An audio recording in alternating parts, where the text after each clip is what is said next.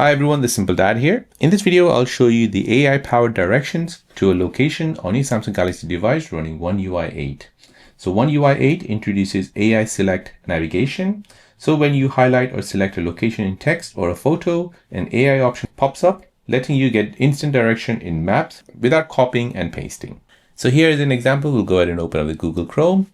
And in Google Chrome, I've just basically searched for London Bridge. So let's just say I want direction to London Bridge, or I want to know where this London Bridge is. So I can go ahead and open up my quick panel, tap on AI Select, and then I can go ahead and circle the London Bridge. Now when I do this, I get this option for a map. So I can go ahead and tap on this, and then I can go use the map.